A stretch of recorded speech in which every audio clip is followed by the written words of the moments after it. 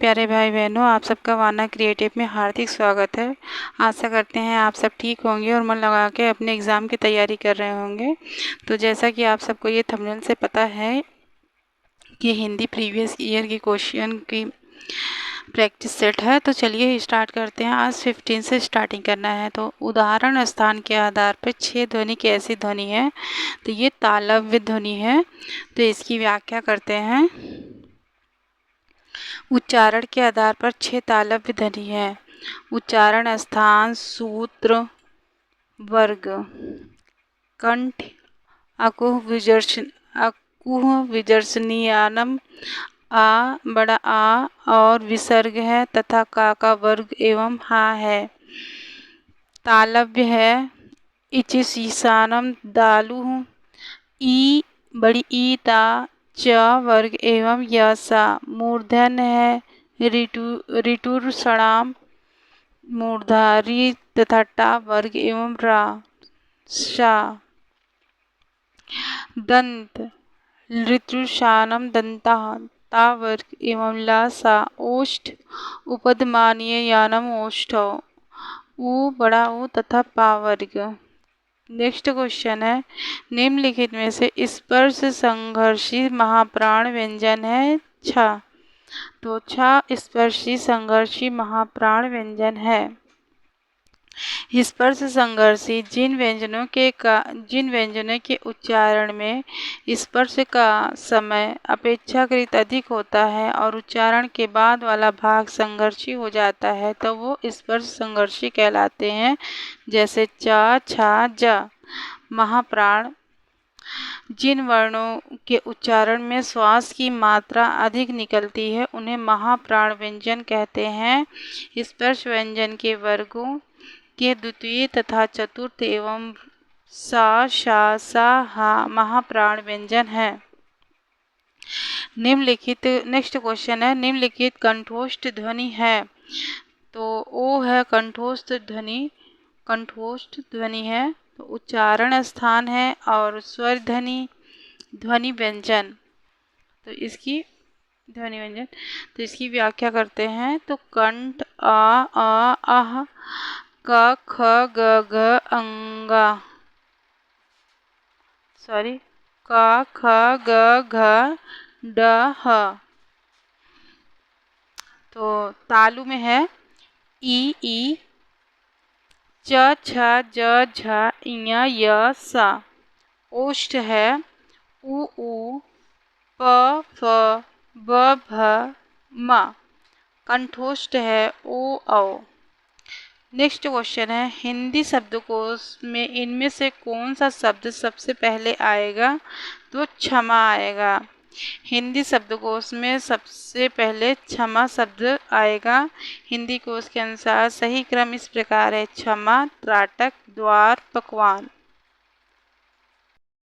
Next question है, शब्दकोश की दृष्टि से शब्दों का सही क्रम किस विकल्प में है? तो ऑप्शन होगा सी सही, कंठस्थ, कमल, कलंक, कलई। शब्दकोश की दृष्टि से शब्दों का सही क्रम कंठस्थ, कमल, कलंक, कलई। नेक्स्ट क्वेश्चन है, शब्दकोश की दृष्टि से शब्दों का सही क्रम किस विकल्प में है? तो होगा उत्कंठा, उत्क्षिप्त, उद्योग, उद्वेग। शब्दकोश की दृष्टि से शब्दों का सही क्रम उत्कंठा, उत्क्षिप्त, उद्योग, उद्वेग है। नेक्स्ट क्वेश्चन है, अर्थ व्यक्त करने वाली सबसे छोटी इकाई है शब्द है। तो इसकी व्याख्या करते हैं। अर्थ व्यक्त करने वाली सबसे छोटी इकाई शब्द है। दूसरे शब्दों में कहें तो शब्द भाषा की सबसे छोटी सार्थक इकाई है। ध्वनि के लिखित चिन्ह को वर्ण कहते हैं। ध्वनि मौखिक एवं वर्ण लिखित भाषा की सबसे छोटी इकाई है। ध्वनि एवं वर्ण दोनों ही का स्वतंत्र रूप से कोई अर्थ नहीं होता, पर व्यवस्थित ढंग से इनके संयोग से सार्थक शब्दों का निर्माण होता है। नेक्स्ट क्वेश्चन है, अनुनासिक व्यंजन कौन से होते हैं? तो वर्ग का पंचमा अक्षर। तो वर्ग का पंचमा अक्षर अनुनासिक व्यंजन होते हैं, जैसे अंगा, यड़, अनामा। तो नेक्स्ट क्वेश्चन है, हिंदी की सब स्पर्श घोष महाप्राण ओष्ठ व्यंजन ध्वनि है। तो ऑप्शन होगा भा। तो हिंदी में स्पर्श घोष महाप्राण ओष्ठ व्यंजन ध्वनि है भा। तो स्पर्श व्यंजन अल्प प्राण अघोष महाप्राण अघोष और अल्प प्राण घोष महाप्राण घोष अल्प प्राण घोष अल्प प्राण और महाप्राण, यानी कि पहला और दूसरा, पहला दूसरा और तीसरा, ये है चौथा, यारा अलावा अंतस्थ वाला, ये अंतस्थ भी यहाँ लिख सकते हैं। तो पहला दूसरा और चौथा, 1 सेकेंड, पहला तीसरा और पांचवा। तो पहला तीसरा चौथा क्या है, अल्प प्राण है, वर्ग जो है अल्प प्राण है। तो इसको देख लेते हैं, कंठ का इसमें का चाटा तपा में आएगा, तो इसको ऐसे समझ लेते हैं, कंठ में का महाप्राण अघोष खा अल्प प्राण घोष ग महाप्राण घोष घा और अल्प प्राण अंगा और अल्प प्राण या, ये इसको ऐसे अंतस्थ में ही अल्प प्राण यारा अलावा आता है और ये ऊष्म व्यंजन है, इसे ये महाप्राण में आता है। और फिर तालब में चा अल्प प्राण अघोष है और छा महाप्राण अघोष है। 1 सेकेंड, तालव्य जा अल्प प्राण घोष है और तालव्य झा महाप्राण घोष है और तालव्य इया अल्प प्राण घोष है।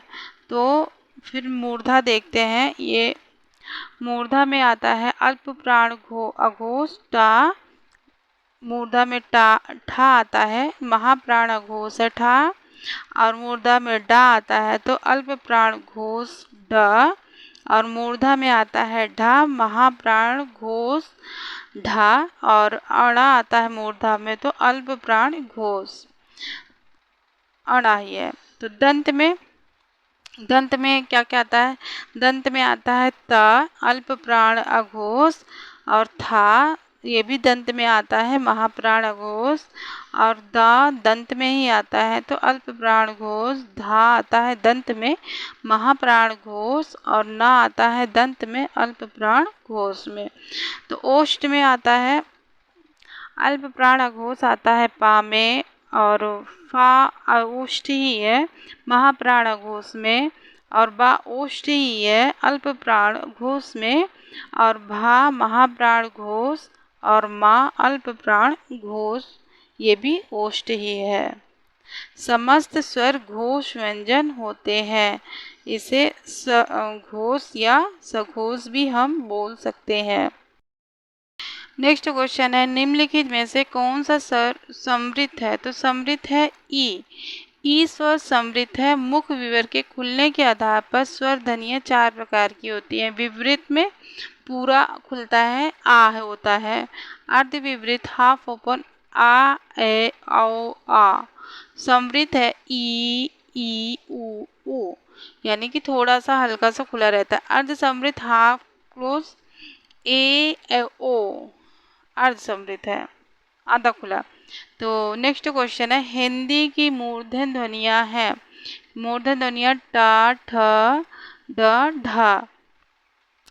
जिसकी व्याख्या करते हैं, हिंदी की मूर्धन्य ध्वनियाँ ट ठ ड ढ है। हिंदी की निम्नलिखित ध्वनियाँ इस प्रकार हैं।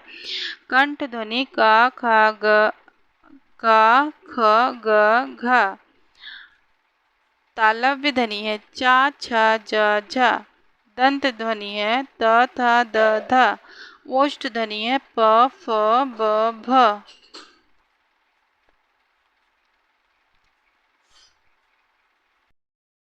नेक्स्ट क्वेश्चन है, निम्नलिखित में से ओष्ठ ध्वनि नहीं है। तो ये ऑप्शन है चा नहीं है, चा में। तो चा में ओष्ठ ध्वनि नहीं है, चा तालव्य ध्वनि है, जबकि प फ ब भ म ओष्ठ ध्वनियाँ हैं। प फ ब भ म ओष्ठ ध्वनियाँ हैं।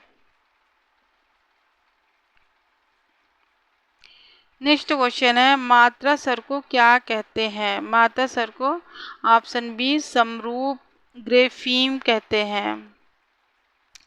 मात्रा स्वर को समरूप ग्रेफीम कहते हैं। हिंदी में कुल 11 स्वर हैं जिनकी 10 मात्राएं हैं। री को नहीं गिना जाता है। तो नेक्स्ट क्वेश्चन है, प्राचीन का विलोम शब्द है अर्वाचीन। अर्वाचीन है। तो प्राचीन का विलोम अर्वाचीन शब्द है। नया का पुराना विलोम होता है। उल्टे या विपरीत अर्थ में प्रयुक्त होने वाले शब्दों को विलोम या विपरीतार्थक शब्द कहते हैं। छा ध्वनि का उच्चारण स्थान है तालव्य। तो छा ध्वनि का उच्चारण स्थान तालव्य है। शेष विवरण इस प्रकार है। दंत है त, थ, द, ध, न, ल, स। ओष्ठ है उ, प, फ, ब, भ, म। तालव्य है ई, च, छ, ज, झ, इ, य, स। वर्तस्य है श, र, ल, ज। तो आज की वीडियो हम यहीं पे समाप्त करते हैं। अगर हमारी ये वीडियो आप सबको अच्छी लगे तो इसे प्लीज़ पूरा वॉच करिएगा, पूरा देखिएगा। तो मिलते हैं आपसे नेक्स्ट वीडियो में, तब तक के लिए धन्यवाद।